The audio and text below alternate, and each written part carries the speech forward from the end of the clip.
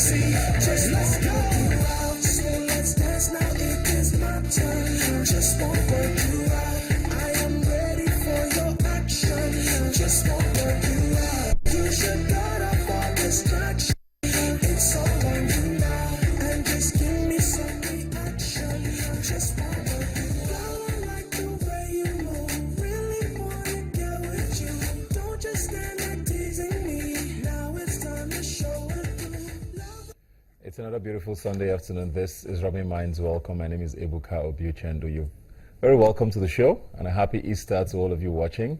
Thank you very much for sharing your holiday with us. I know you probably have better things to do, but I mean, the fact that you're here to spend your Sunday afternoon with us is very much appreciated, and we're going to try to make it worth your while. As we always do, we're going to start off with the week that was, looking at the front page news across the week and all the things that have happened in Nigeria. You know, that's always a lot.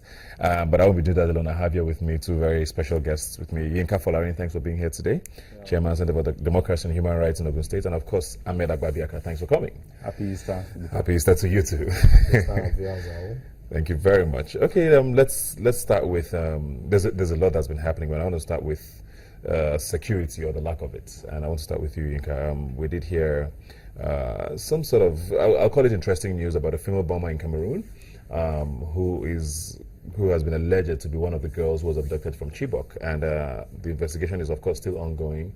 And we will know, I guess, in the coming week if that's true or not. But the controversy of the 219 girls, plus or minus that number, has continued to go now for about 2 years. And could this be a ray of hope?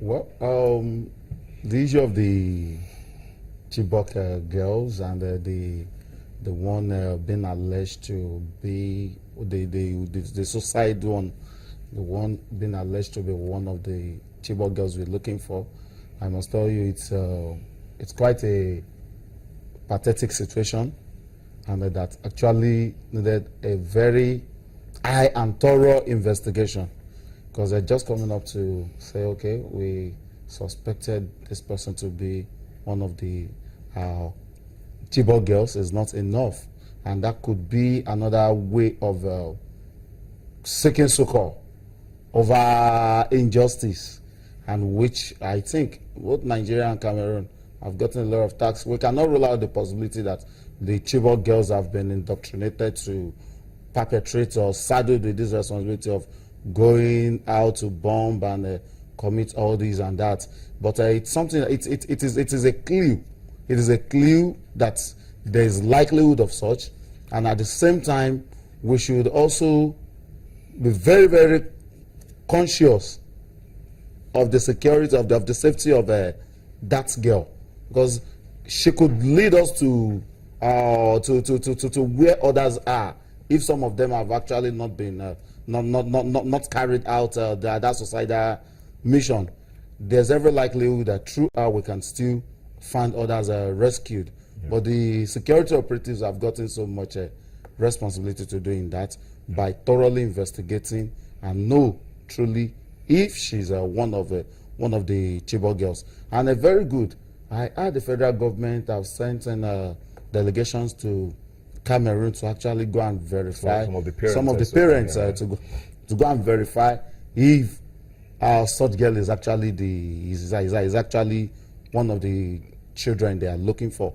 So it will go a long way. We should await the outcome, and that will give us a clue as to the struggle and what will happen next as far as the Chibok girls are concerned. Well, I mean, some people have said that maybe the federal government erred in giving us this information a little too early, because this came from the senior special assistant to the president on media, Garba Shehu, saying that the federal government is arranging to send some members of the Chibok community to Cameroon to confirm this. Should they have waited and confirmed before letting us know, or was this the right step to follow? Because people are now sort of anticipating, and if it's not, then it might be disappointing.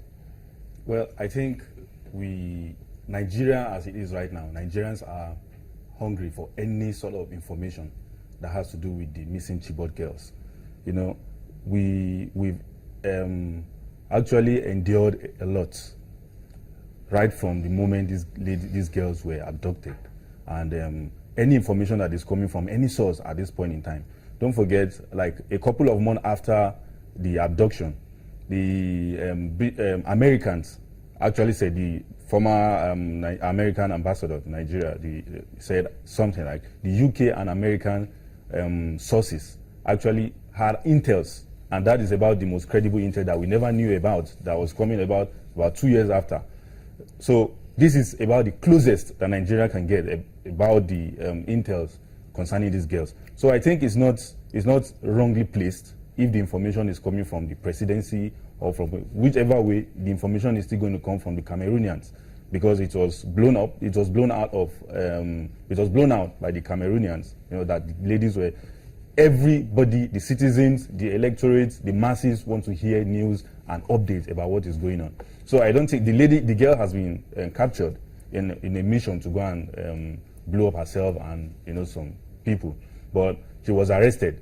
The people owe it a right to understand and know what is going on. So I don't think it's wrongly placed, though we are having conflicting information concerning the authenticity of the claim. Yeah. The Cameroonian authorities are saying the girl is between age 10 and 11, which is far below the age of an SS3 girls, because we were made to understand that the girls were preparing for their senior WAEC exams.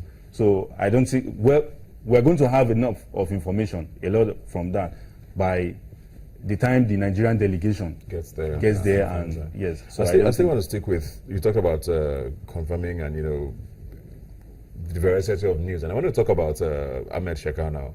I believe that's his name, yes. The alleged leader of Boko Haram, and he put out a video this week, saying that they were pretty much stopping the war, and they were going to tamper justice with mercy and all of this talk.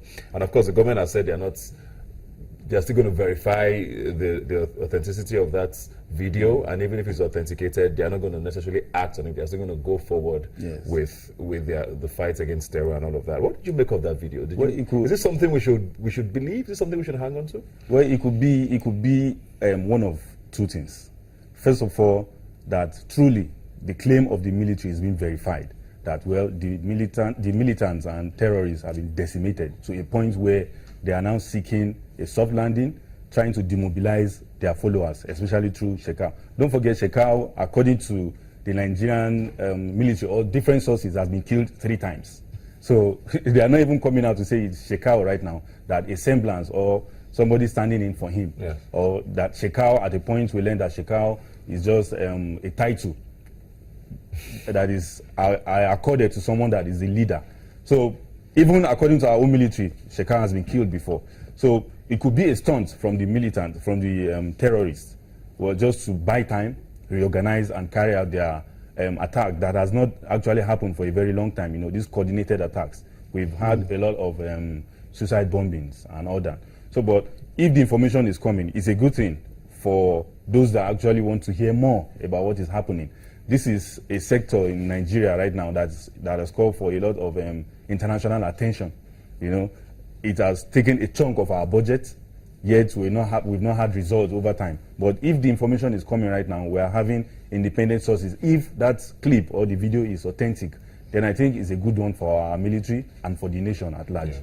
So what should the federal government do with that sort of information? What should they do? Okay, let's assume they authenticate the video and find out that it's actually true, and it was actually said by Shekau and it was done recently.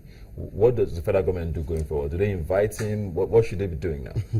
Well, at this point in time, I think every room for negotiation should be seen to have been closed, because this will not be the first time Shekau is coming out. Let me use that. Let me say that title. Shekau is coming out to say we are dropping our arms. We want to. At the point, some were even calling for amnesty behind the door. That there should be amnesty for him, but it didn't come from. That there should be amnesty for Boko Haram. If they are ready to do this. No, Nigerians. Nigeria has gone beyond that. There shouldn't be any room for negotiation.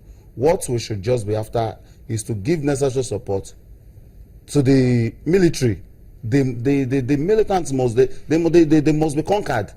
There shouldn't be any room. Irrespective of the authentication or wherever that is coming out, there should not be any room for negotiation. Rather, we should even look at it that, like Agbabiaka said, that could be That could be another avenue to coordinate even a massive attack, And to distract buy the government. time and distract the government and this. So we shouldn't look at. We should even be looking at it beyond Nigeria now. We have seen it has become an international thing, and we are getting ISIS linked to Boko Haram, this and that. If we decide to say Boko Haram are going, Boko Haram are surrendering, then do we still see the threat even from the ISIS